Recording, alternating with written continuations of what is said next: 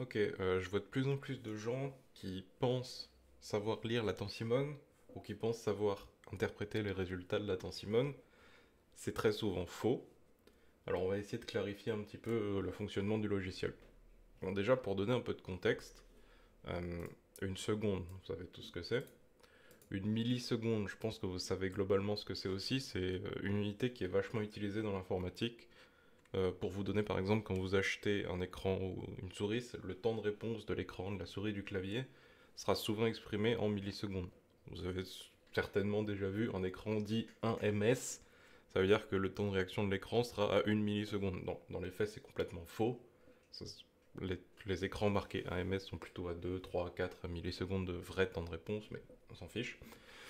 Et l'unité qui est utilisée partout dans la Simone, sauf à un endroit, c'est les microsecondes. Alors les microsecondes, c'est un millième de milliseconde. C'est-à-dire que dans une milliseconde, il y a 1000 microsecondes. Et dans une seconde, il y a 1 million de microsecondes. Alors du coup, évidemment, c'est une valeur qui est particulièrement petite, qui est invisible à l'œil nu. Vous n'arriverez pas à l'œil nu à dire s'il y a une différence de microsecondes. C'est simplement impossible. Si vous voulez un petit peu de contexte, il y a des tests qui ont été faits où des chercheurs flashent une image sur un écran devant des gens et ils la flashent à une durée variable qui réduit et ils voient à partir de combien de temps la personne ne peut plus détecter l'image qui est flashée. Alors la valeur qui avait été retenue, c'était 10 à 15 millisecondes. Mais 10 à 15 millisecondes, pas pour que la personne puisse reconnaître l'image ou voir qu'il y a eu une image ou quelque chose, 10 à 15 secondes juste pour que le cerveau, de façon complètement indépendante, et pas que la personne voit l'image, mais juste que le cerveau réagisse à une image affichée, sans que la personne voit ce que c'est pour autant, c'est 10 à 15 millisecondes. Ce qui fait 10 000 à 15 000 microsecondes. Du coup, vous vous doutez bien que les valeurs de latence Simone qui sont exprimées en microsecondes, en dizaines de microsecondes, c'est ridicule. Alors c'est rigolo à optimiser, c'est marrant de voir un peu comment le PC fonctionne, etc. Mais ça va pas faire une différence dans votre vie, honnêtement. Bon. Ensuite, l'input lag, c'est c'est la différence, enfin c'est la différence, c'est le temps entre l'instant où vous cliquez sur votre souris et l'instant où l'écran affiche quelque chose. C'est tout ça, c'est composé de plusieurs trucs, de votre matériel, ensuite de votre PC, ensuite de l'écran. Et Simone, ce qui va mesurer dans toute la chaîne d'input lag, Simone, la seule chose qui va mesurer, c'est ce qui est dans ce cadre-là. C'est-à-dire un peu la réponse du système, mais pas tout. C'est la partie de la réponse du système qui concerne le CPU et un peu tout ce qui arrive avant le logiciel, avant l'API et avant la carte graphique. Donc entre le moment où le système reçoit votre input et le moment où il va envoyer l'input au programme ou à l'API, selon. Voilà. Et là-dedans, ça va être divisé en plusieurs parties, puisque c'est comme ça que l'ordinateur fonctionne. Quand votre PC va recevoir un input, c'est-à-dire quand vous allez cliquer sur votre souris, et le moment où le PC va recevoir un input, il va y avoir ce qu'on appelle une interruption, parce que c'est le fonctionnement d'un PC. Quand vous cliquez sur votre souris, ça crée une interruption sur votre système. Et l'interruption, elle va être gérée par un driver qui est un driver ISR. Un driver ISR, c'est un driver qui est dédié spécifiquement aux interruptions. C'est le driver dans votre système qui a la plus haute priorité, c'est-à-dire que dès qu'il reçoit une interruption matérielle, le PC lâche tout le reste, il va s'occuper de cette interruption en priorité. Ensuite, une fois qu'il aura fait sa vie avec, qu'il l'aura interprété, il va l'envoyer à un driver dit DPC. Alors, ceux-là, c'est des drivers qui sont utilisés par plus de choses, pas uniquement pour les périphériques et pour vos inputs. Driver qui est utilisé par plus de choses, qui a un peu moins de priorité, mais qui est quand même la deuxième priorité du système, en moyenne, généralement. Généralement, l'autre priorité c'est l'ISR, ensuite c'est un DPC, ensuite c'est les autres drivers, ensuite c'est les programmes. Voilà. Et du coup, ce que va mesurer la Simone, c'est le temps entre l'instant où le driver ISR commence à s'exécuter et l'instant auquel le, le driver va, le driver va pouvoir envoyer la commande du clic-souris ou quoi au programme. Donc c'est uniquement cette partie-là et c'est divisé en trois parties. Alors quand vous ouvrez la Simone, vous cliquez pour commencer le test, c'est super, ça affiche des valeurs, hop, on peut l'arrêter. Ça va afficher des valeurs. Alors, l'interrupt to process latency, du coup, c'est tout ça. C'est l'ISR plus le DCP plus...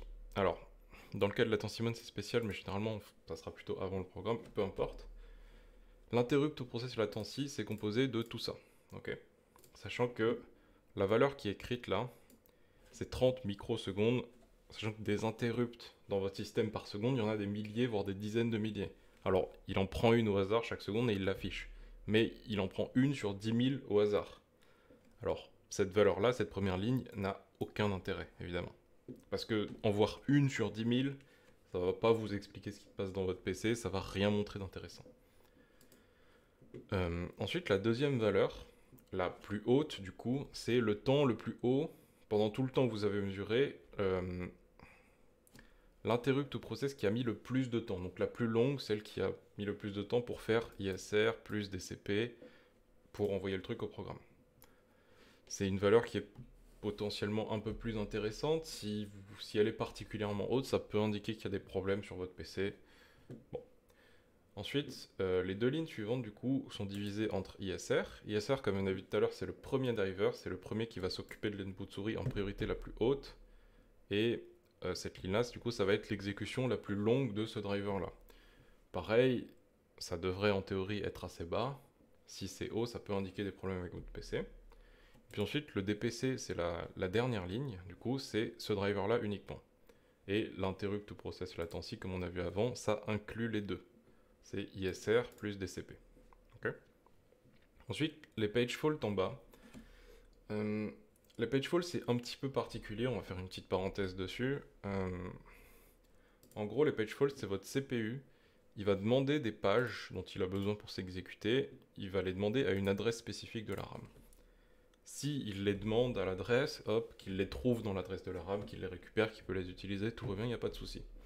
Si par contre, il ne les trouve pas à l'adresse demandée dans la RAM, parce qu'ils sont pas, qu'ils ont été chargés ou qu'ils ont été déchargés par un autre programme, voilà, là, ça crée ce qu'on appelle une page fault, c'est-à-dire que le CPU va devoir aller chercher la page dans le disque dur, et le disque dur est beaucoup plus lent que la RAM, du coup ça va prendre du temps, et tant qu'il n'a pas trouvé la page, tant qu'il n'a pas récupéré la page, il ne peut pas continuer dans le programme. Donc ça peut faire stutter votre PC. Généralement, c'est pas visible parce que le temps de récupérer une page, c'est encore une fois en micro voire nanosecondes dans la RAM. Dans le disque dur, ça va être plutôt en micro, rarement millisecondes. Ça dépend aussi de la vitesse de votre disque dur. Mais du coup, plus vous avez de page fault, plus ça peut ralentir un peu votre PC. Sachant que c'est normal d'avoir des page faults, un petit peu. C'est-à-dire que si je lance là, vous verrez, je pense que je vais avoir quelques page faults qui montent. Voilà, j'en ai 2, 3, voilà. Sachant évidemment aussi que si vous lancez un programme pour la première fois, c'est normal d'avoir beaucoup de page faults d'un coup parce qu'il n'y a rien qui est en mémoire actuellement. C'est-à-dire que là, si je lance Spotify par exemple, je devrais avoir, hop, j'ai gagné 7000 page faults d'un coup. C'est normal, c'est pas du tout gênant. Sachant aussi que le nombre de page faults augmente avec le pourcentage d'utilisation de la RAM. Plus la RAM est utilisée, plus vous aurez de page faults, c'est normal aussi. Par contre, si, hop, je peux fermer ça, si vous faites rien sur votre PC, que vous lancez l'AttenCimon, vous n'avez aucun programme ouvert, et que vous voyez beaucoup de page faults d'un coup, c'est-à-dire des centaines de page faults par seconde, ça peut être indicatif d'un petit problème sur votre PC aussi, ça peut être un signe d'un overclock instable. Des fois, les overclock instables font des page faults, comme ça. Ou alors, ça peut être aussi un signe d'un autre problème sur votre PC, d'une installation de Windows qui est un peu corrompue, de problèmes. Voilà. Voilà pour les page faults.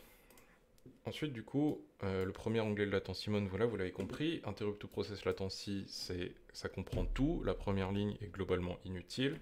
La deuxième ligne est relativement intéressante. Et les deux lignes après, c'est ISR puis DPC.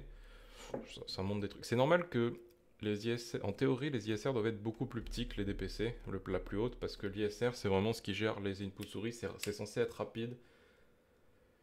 Et les drivers DPC, du coup, gèrent plus de trucs, peuvent être plus longs à s'exécuter, c'est normal que ça soit dans cet ordre-là. Ensuite, je vais dans l'onglet Stats. L'onglet Stats, c'est des informations système, c'est pas très intéressant. La vitesse du CPU, généralement, elle est fausse, il faut pas trop la prendre en compte. Et ce qui va être intéressant, c'est ces lignes-là. Principalement dans l'onglet Stats, ça va être ces lignes-là. C'est-à-dire que là, vous avez la moyenne des interrupts to process. Interrupt to process, comme on a vu avant, hop, c'est tout. C'est tout, tout, tout. C'est-à-dire que la moyenne que vous voyez là, 1,85 microsecondes, c'est la moyenne de temps que mon PC va passer à exécuter ce petit carré de la chaîne de l'input lag.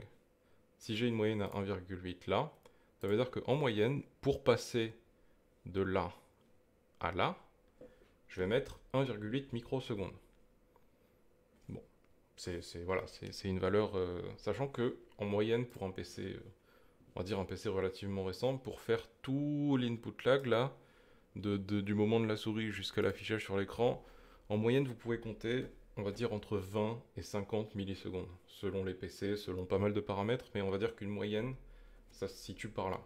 Du coup, sur 20 millisecondes, une microseconde, bon, c'est évidemment imperceptible. Et même si j'avais le triple, ou si j'avais 10 fois ça, ça serait pas forcément perceptible. Mais avoir un chiffre qui est particulièrement haut ici, ça peut montrer des choses. C'est-à-dire que ça peut montrer que vous avez des drivers pas à jour, ça peut montrer que vous avez un souci dans votre système, qu'il faut réinstaller Windows, que vous avez un PC qui est particulièrement lent, que vous avez un virus qui prend tout aux ressources.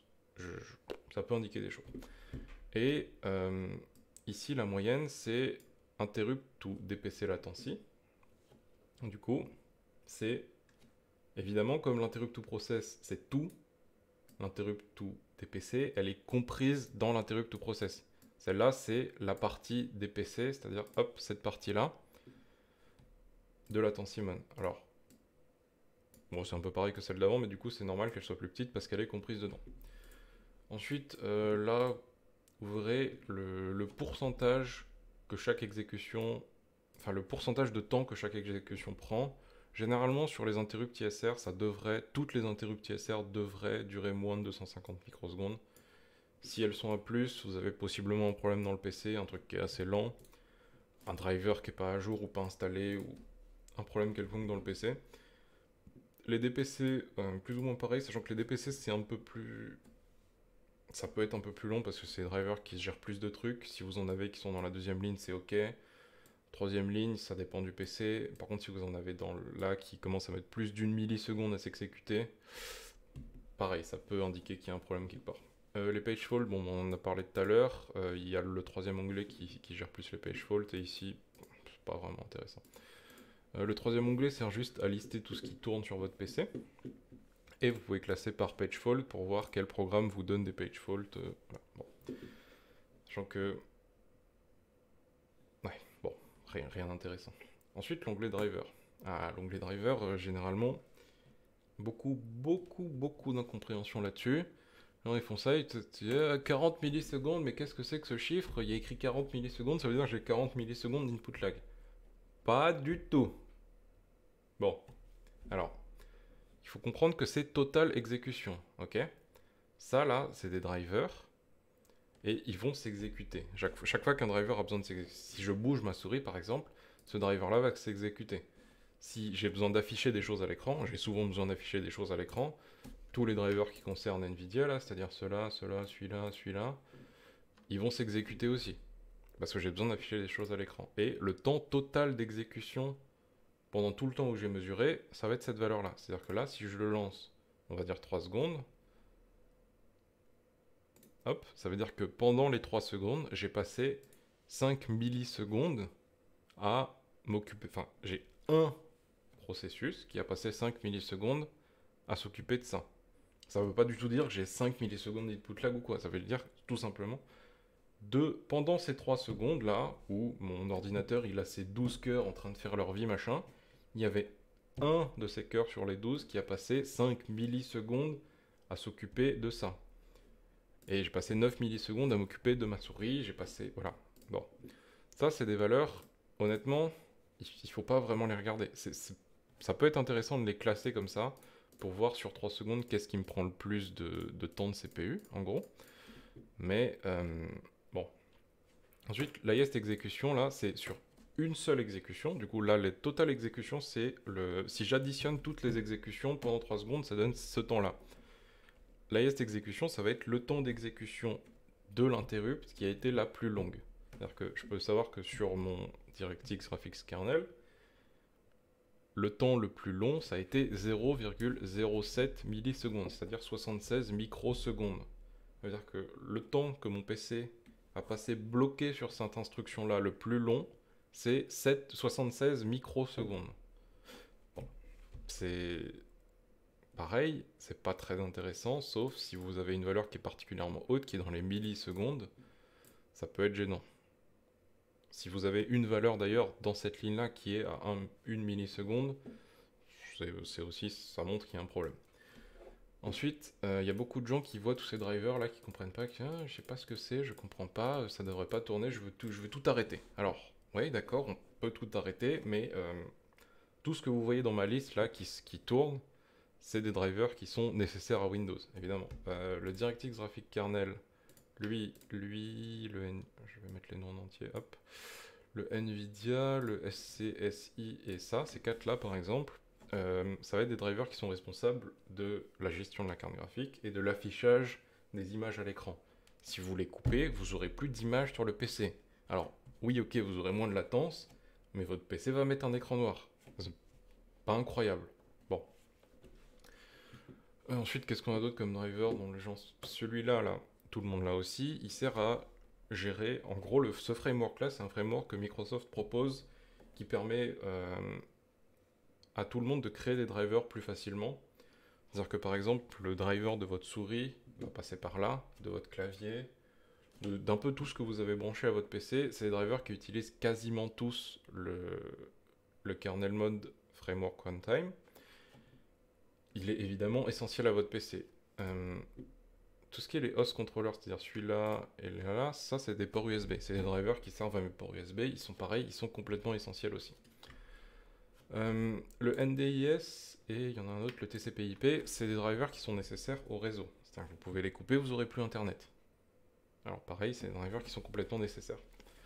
Le Storeport et le NVMe, ceux-là, c'est des drivers, et le NTFS aussi d'ailleurs, c'est des drivers qui s'occupent de votre disque dur.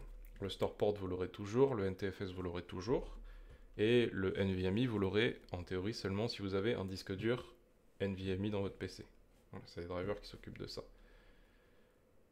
Et il reste du coup l'AttenSimon, c'est le driver de l'AttenSimon. Évidemment, si vous avez l'AttenSimon de lancer, il va se lancer, c'est logique. Ensuite, vous en avez plein d'autres, il y a beaucoup de drivers là.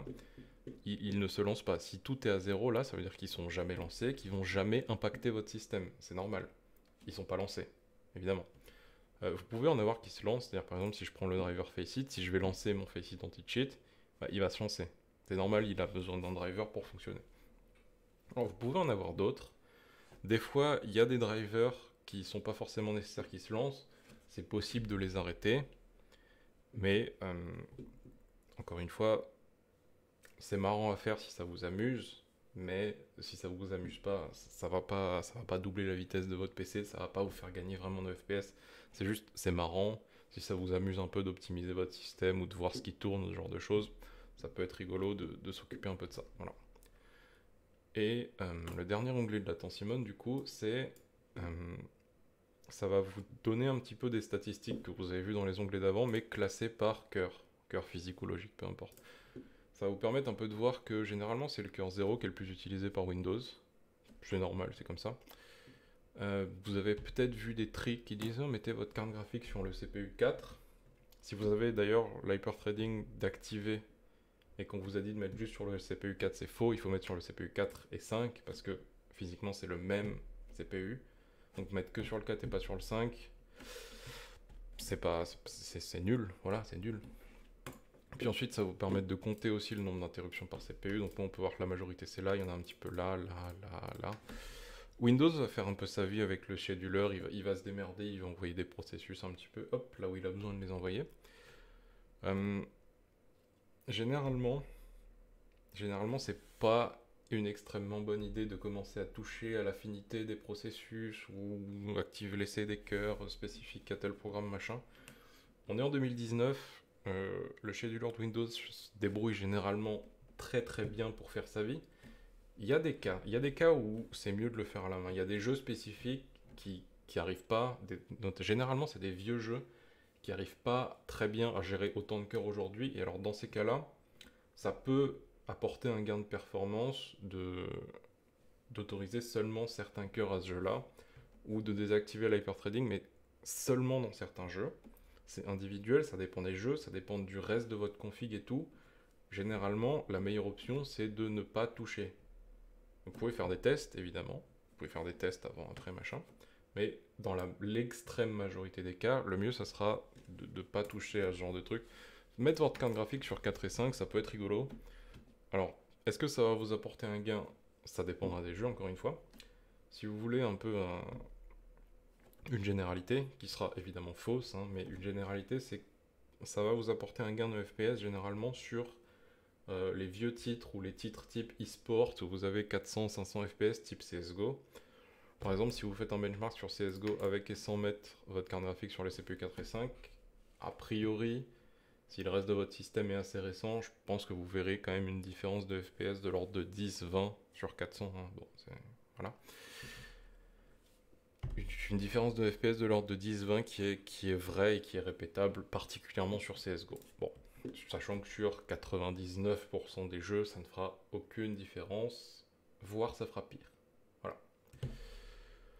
Et puis, ben voilà, la Simone, j'espère que ça aura clarifié un petit peu. Si vous avez des questions spécifiques, vous pouvez demander sur Discord. Si vous avez des drivers, vous savez pas ce que c'est, vous pouvez demander sur Discord ou faire une recherche Google. Hein. Généralement, Google saura vous aider. En mettant là, vous mettez le nom du driver, là, vous prenez le file info filter par exemple, hop, vous le mettez dans Google, ça devrait vous sortir plus ou moins ce que c'est ou à quoi ça sert. Et puis ben voilà, bonne chance.